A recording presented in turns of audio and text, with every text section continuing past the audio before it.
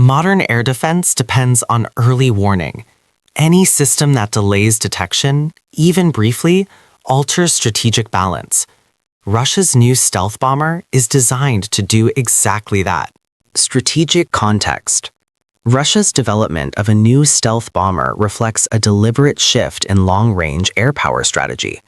For decades, Russian bomber aviation relied on speed, altitude, and missile range rather than survivability inside defended airspace. Aircraft such as the Tu-95 and Tu-160 were designed during an era when penetrating enemy airspace was less dependent on stealth and more reliant on standoff weapons and massed nuclear deterrence. The strategic environment facing Russia has changed.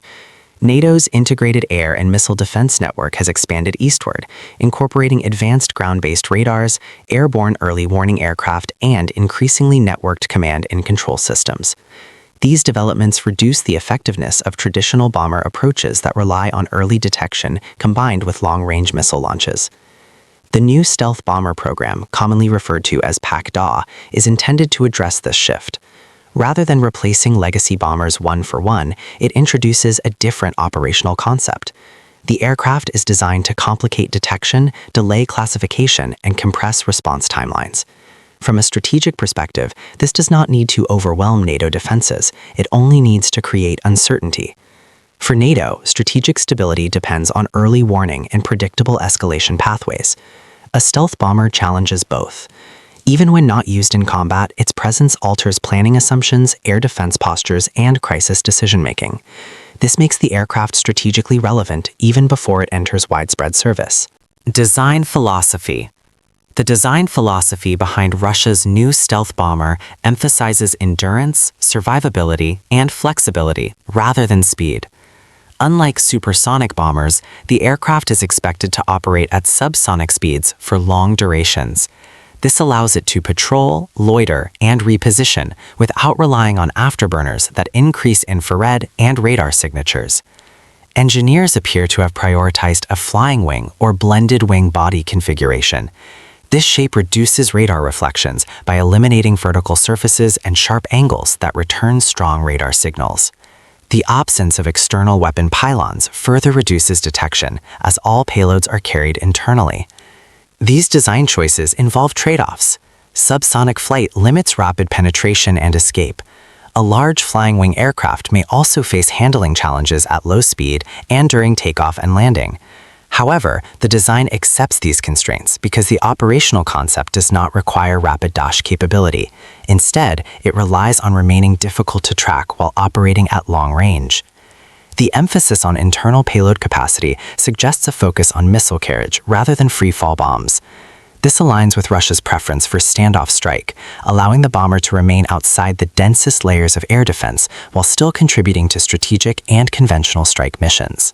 Core technologies. Airframe. The airframe is central to the bomber's survivability. Smooth contours, blended surfaces, and radar-absorbent materials work together to reduce radar cross-section. Structural design also supports long-endurance missions, with space allocated for fuel storage and internal weapons bays. Stealth and sensors. Stealth is not limited to shaping. Materials designed to absorb or scatter radar energy are critical, though their durability and maintenance requirements remain a challenge. Sensor integration likely emphasizes passive detection, allowing the aircraft to gather situational awareness without emitting signals that could reveal its position. Propulsion. The engines are expected to prioritize efficiency and low observability over raw thrust. Shielded engine inlets and exhaust treatments reduce radar and infrared signatures. Fuel efficiency supports extended range, enabling global or near-global reach without frequent aerial refueling. Avionics. Modern avionics are designed to fuse sensor data, navigation inputs, and mission planning tools into a coherent operational picture. Secure communications allow coordination with other forces, including submarines and missile units, reinforcing the bomber's role within a broader strike network. Operational doctrine. Operationally, the stealth bomber is intended to function as part of Russia's long-range strike architecture rather than as a standalone platform. It supports both nuclear and conventional missions, reinforcing deterrence while providing options for limited escalation. In real-world operations, planners would likely use the bomber to probe air defense networks, force radar activation, and complicate tracking efforts. Even when carrying conventional weapons, its stealth characteristics enable approaches that challenge early warning systems. Commanders benefit from flexibility. The bomber can launch missiles from multiple vectors, hold targets at risk without crossing defended airspace, or remain on patrol during periods of heightened tension. This adaptability is central to its strategic value. Strengths. The primary strength of Russia's new stealth bomber lies in uncertainty. Reduced detectability complicates NATO's ability to determine intent, track movements, and allocate interceptors efficiently. Endurance allows persistent presence. A bomber that can loiter for extended periods creates continuous pressure on air defense planners. Internal payload capacity supports a wide range of weapons, increasing mission versatility. Integration with long-range cruise missiles extends reach without requiring penetration of heavily defended zones. This layered approach enhances survivability while maintaining strike credibility. Limitations. Despite its advantages, the bomber faces limitations. Stealth effectiveness diminishes as sensor technology evolves, particularly with advances in multi-static radar and passive detection systems. Production scale is another constraint. High costs and technical complexity limit fleet size, reducing redundancy and sortie generation rates.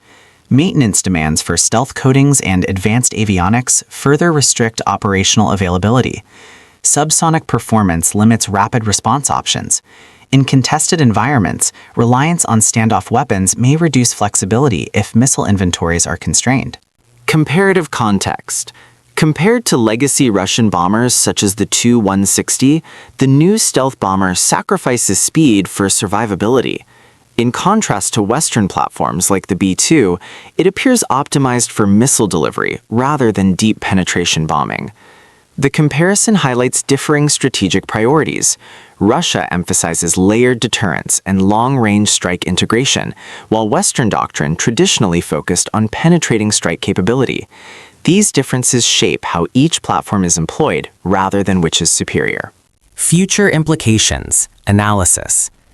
Analysis. The introduction of a stealth bomber into Russia's force structure signals a long-term commitment to survivable air-based deterrence. For NATO, this increases the importance of sensor fusion, space-based tracking, and persistent surveillance. Future air combat will place greater emphasis on detection and attribution rather than interception alone. Stealth platforms will drive investment in networking and data integration rather than single-system solutions. Uncertainty will remain a defining feature. Even limited numbers of stealth bombers can influence strategic calculations by forcing continuous adaptation. In this context, the aircraft's greatest impact may lie not in combat, but in how it reshapes planning and preparedness across the alliance.